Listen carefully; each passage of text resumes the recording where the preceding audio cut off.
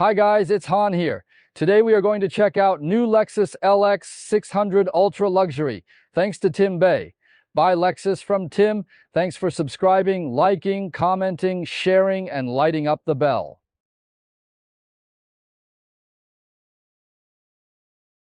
We've seen a few trims of the new generation LX before. At the moment, the current LX is divided into 5 base trims on the lowest and highest, which have 2 rows of seats. The rest are all 3-row, 7-seat version set. The lowest version is a 2-row version with 5 seats, and the highest trim, this ultra luxury model, is a 2-row version with 4 seats, which has 2 very comfortable captain seats in rear row. Well, all the versions are identical in terms of powertrain, no difference in powertrain. It's a 3 or 4-liter 6-cylinder. Twin turbocharged engine with a 10-speed automatic transmission, all-wheel drive. Exterior dimensions of the current model are not too far apart in these trim levels. These higher trims are only 0.4 taller than the lower trims. The ultra-luxury version curb weighs is 59.45 pounds, which is slightly heavier than other trims. LX600 minimum ground clearance is 827, if equipped with 22 wheels. Maximum towing capacity is 8,000 lbs across the lineup. Fuel tank capacity is 21.1 gallons, same across the lineup. In combined condition, 1-gallon gas can run 19 miles on LX600 according to EPA. Today what we have is a Lexus certified pre-owned vehicle from Tim here. This is an ultra-luxury 4-seater LX600, which is equivalent to the ceiling level of family.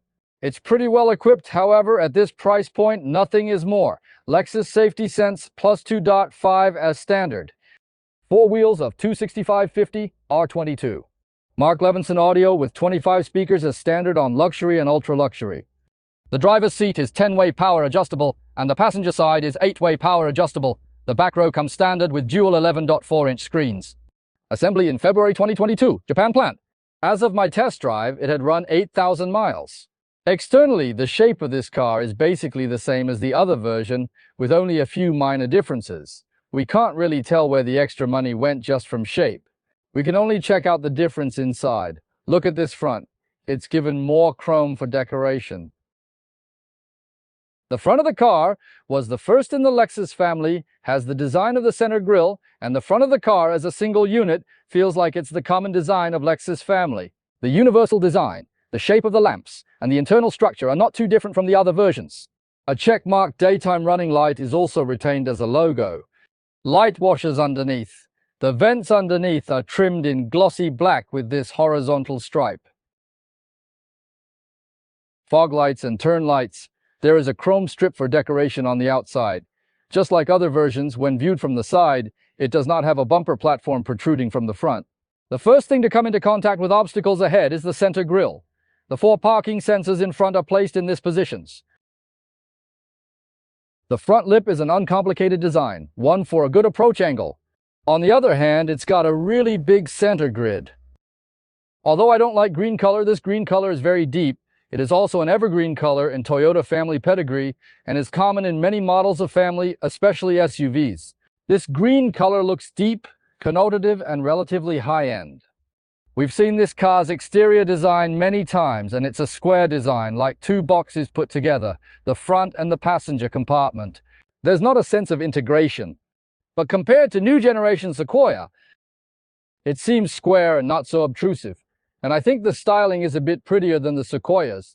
The side of this trim we see, its decorative materials include both black panels and chrome plated. The luggage racks, the windows, the mirrors, and the exaggerated wheels, which are all a shiny color, I personally like them very much. The sidelines, except they're exaggerated on all 4 wheel arches. The rest of the shape is still more rounded. The lines are more minimalist. On the LX, the high-end models have 22-inch wheels and 20-inch wheels for the low-end models. Any of them looks good enough on this car, except the 22 is a little more dramatic. This is the unique one-wheel shape. Only in the ultra-luxury trim. Frankly speaking, I personally prefer this wheel shape. I like designs with relatively simple lines, and designs that are too complex are not suitable for me.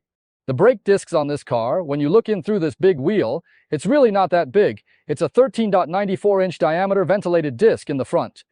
The rear disc uses a 13-19 inches ventilated. The size I said is officially certified by Toyota, and it's on the official customer website, store website. The data is printed backwards, so be careful. As a repertoire of Toyota SUV family, the fixed pedals are retained in this LX. But no matter what form it is, retractable or fixed, this LX needs a pedal for my height. Without pedals, getting in and out of the vehicle is inelegant. The opening angles of all four doors are moderate, and none of the doors open at an exaggerated angle. All four windows are made of double laminated glass, and we can obviously feel that the thickness of front is a little bit thicker than the one in the back. Of course, even high-end cars are designed this way now.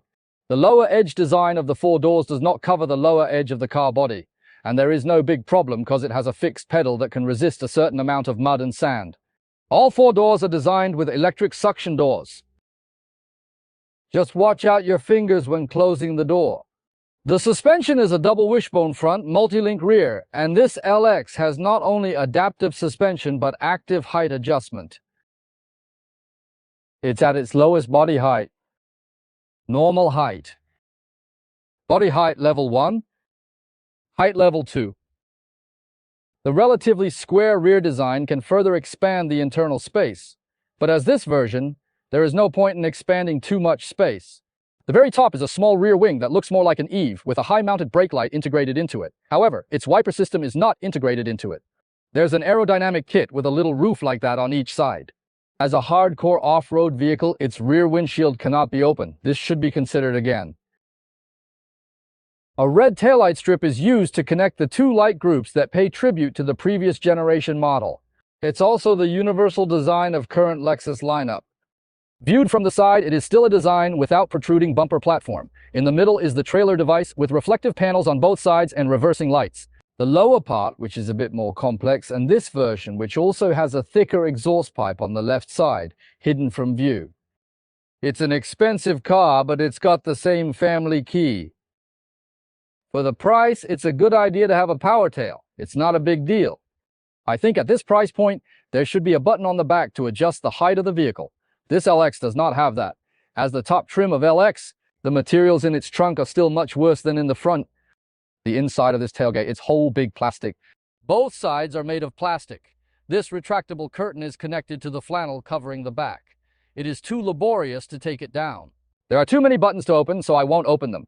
Take a look at it like this. I push the curtain to the innermost. You can see how much the trunk space is. The overall trunk space performance, the opening dimensions, are not too different from the other versions. They are the same. Just for the record, this car, it's a two-row layout. Without the third row of seats, the trunk space appears to be larger, but the shape of its trunk shape is not very regular. Look at there. There is an extra piece behind the center armrest. So these model with two big captain seats in rear row are not designed for daily use and carrying heavy or big stuff. But it's okay to delivering you to airport. It's quite enough for a couple of suitcases. On the left, a light. It's the only light in the trunk of the lower tray, and another light on top. This is a subwoofer. When you open this cover, a jack and some tools inside. It's a tradition with the big Toyota vehicles, the traditional place to put the jack. On this side, there's a 120-volt, 100-watt three-phase power jack, and the whole trunk is very plastic. On the right side, there's not much, and it's very plastic, and as you can see, there's a curtain over the little window, and then on this side, there's a handrail. It looks like it's all molded from the same mold as the three-row model, and there wasn't a separate mold for inside of rear parts for this car. As a hardcore off-roader, a spare tire is a must, and this one is a bottom-mounted spare tire. After the cover is opened, underneath, there's a storage compartment. Some simple tools comes with the car. Front license plate holder.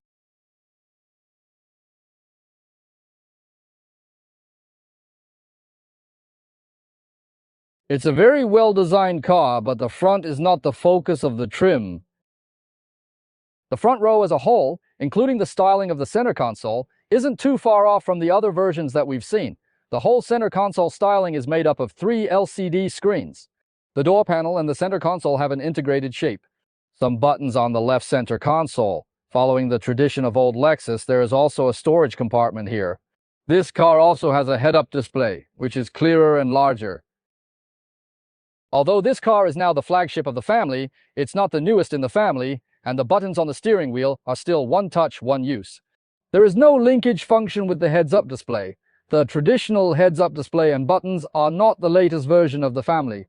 As a high-end off-road vehicle, it must have 4 small watches on it, 4 small mechanical watches on both sides, and a not-so-large LCD screen in the center.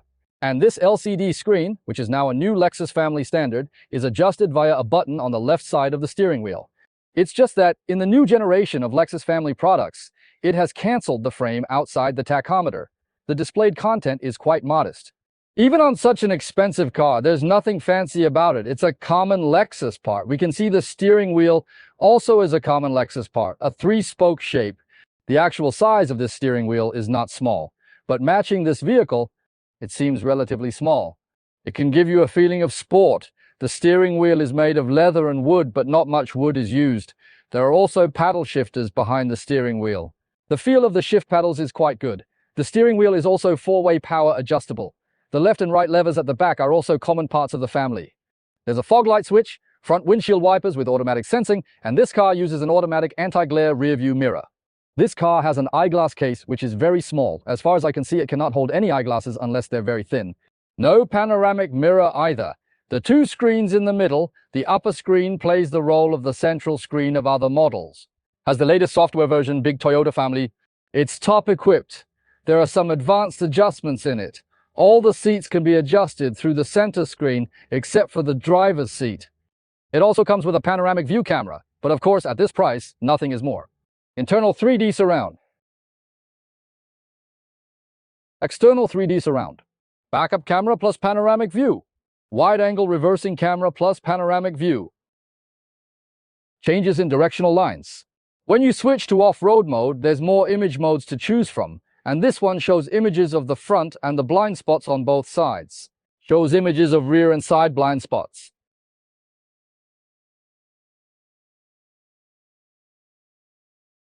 "3D images plus images of the blind spots on both sides. The screen below, it shows 3 main items, its main catalog, the 3 on the left. The first item is the air conditioner, and it shows you the condition and what it's adjusting.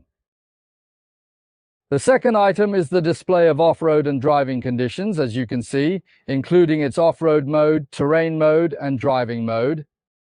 All can be displayed on here. Center of gravity distribution. Driving mode, 4WD low, 4WD high status. Accelerator and brake opening. Here's about the screen settings. It still has a lot of physical buttons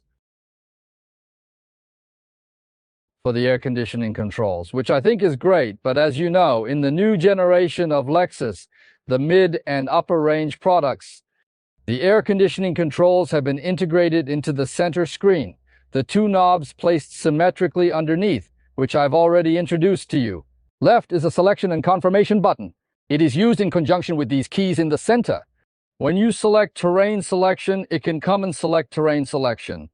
In the center, it's the driving mode selection. And this is the hill descent and creep adjustment, and the right is the low 4 and high wheel dive adjustment. Here for seat heating and ventilation on both sides, heated steering wheel with 2-level 12-volt charger jack on the left. On the right, there's a Type-C port for charging and a USB for data. The family's common shift knob, common to the previous generation, but the new generation has an electronic shifter. Recently, we found on the new Gen Lexus off-road style SUV, including the new GX we saw earlier, which doesn't use the electronic shifter. That's on the other high end with 7-seat trims. There's a wireless charging pad in the front, but on the 4-seater version, it's in the back, not in the front, and you can see that in such an expensive car. So stingy on a charging pad. Although it is useless, it seems a bit too petty. It is the same as other models, the water cup holder on the right. It's got some keys here. As you can see, due to the size of the car, the center console is much wider. The center armrest opens to the left and right, and the armrest box outside is also very large. Inside, it's a cool box, and because it's a cool box, there's not a lot of room inside, there's a little flap. Now I'm sitting in the front row. The seat is adjusted to a position that suits me to the lowest position. You can see that it's actually similar to other trims of LX. Not much difference, except that it's got a little more work on it. A little more work on the seat, more pleating, more perforated leather, stitching on it, and it's a little more delicate. In addition, the wood grain decorative panel looks more luxurious and feels better. There is also a brand new wood grain decorative panel to the top 2023 model. In terms of equipment, even in the front, is at the ceiling of the LX model, and it has basically everything you'd expect. In terms of materials from top to bottom, the top, it's a very thick velvet top, not a brushed mesh fabric top. But at this price, you're gonna have a suede. Isn't that too much to ask?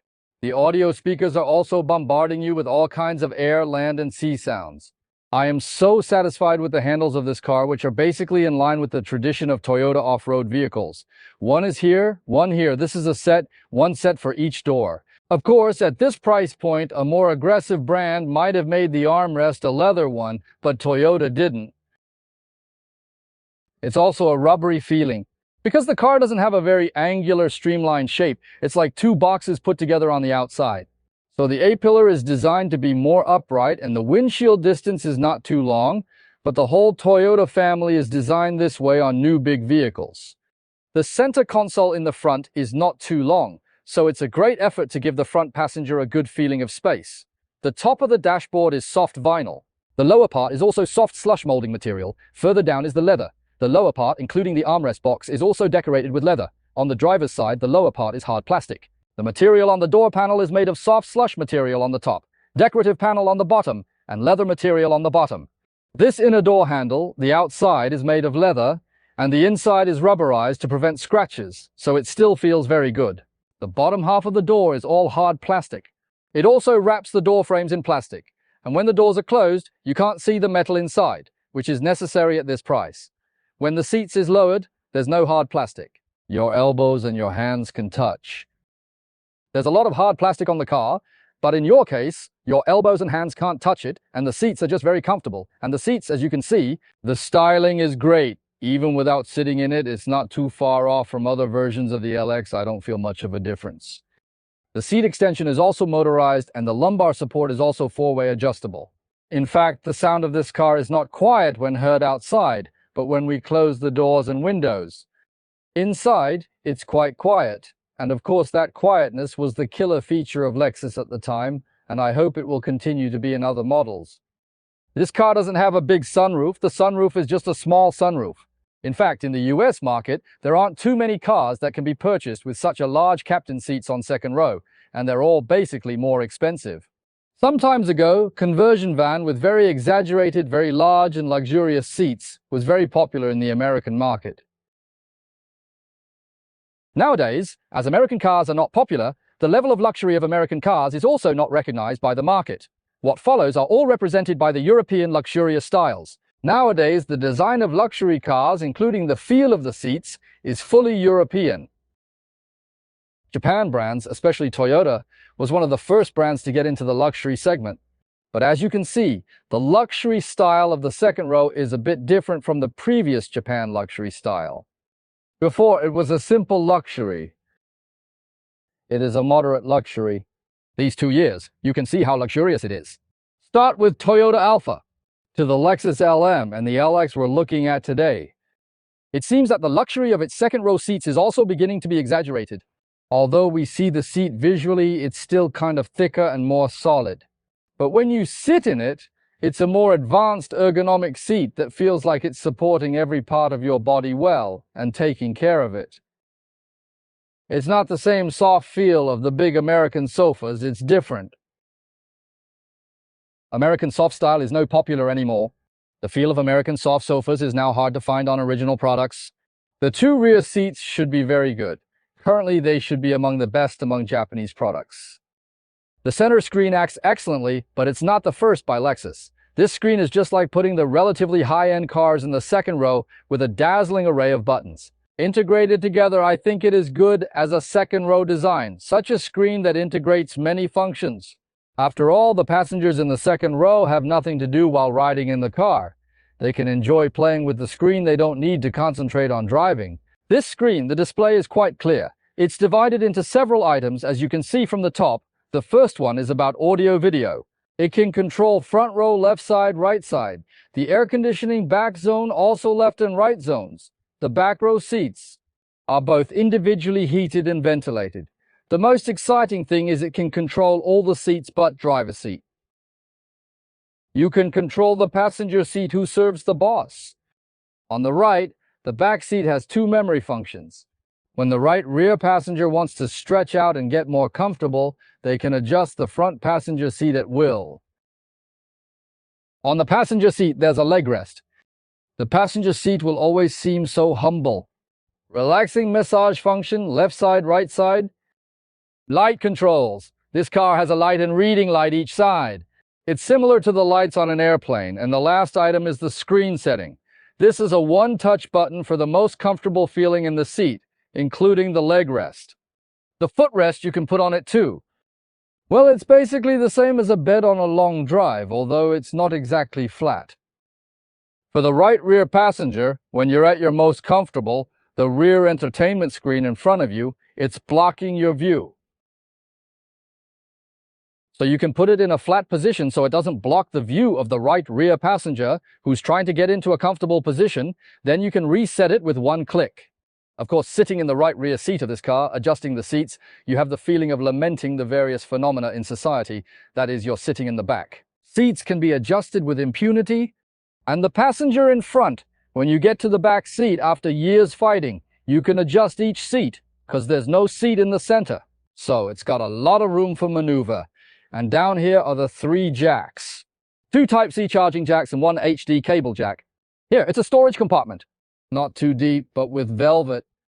Up here, 2 cup holders, not too big or deep. And here, there's a wireless charging pad, which actually puts the front charging pad in the back. The center armrest is also wide, and it can be opened left or right, and there is a headphone jack on each side. 2 Type-C ports can take care of charging. 1 12-volt charger socket. There are 2 air conditioning vents behind the center armrest box. There's a curtain here both the left and right sides, a manual sunshade. But frankly speaking, since it is a flagship product, it is not an exaggeration to make an electric sunshade. Speakers are all over the place. To summarize, here's a taste video of this ceiling-mounted LX600. Well, as I see, it's actually not any different from any other car in terms of dynamics, except that it's a little more equipped and has a very informative second row. From what I've seen in the US market so far, there aren't a lot of factory models with this kind of overstuffed second row seat. The few available ones are priced sky high. They are basically the ceiling level models of their series. Compare the Lexus LX600 ultra-luxury 4-seater version with those ultra-luxurious European models. The price is the very advantage for LX600. If anyone wants to buy a model with exaggerated seats in second row in the US market, only a few choices you can choose from. None of them has pretty price. Even if you don't care about budget, they are hard to find stock on market. You have to wait for order. Also, there is a plan B, which is modified models. Buy a model with lower trim and send it to the modification shop. Modifying a more elegant and luxurious second row seat for you according to your wishes is also a good solution. But for consumers, the originals seem to be a little more reliable. Of course, it's the same. Buy what you like, don't control, don't be shy. Above video, thank you all.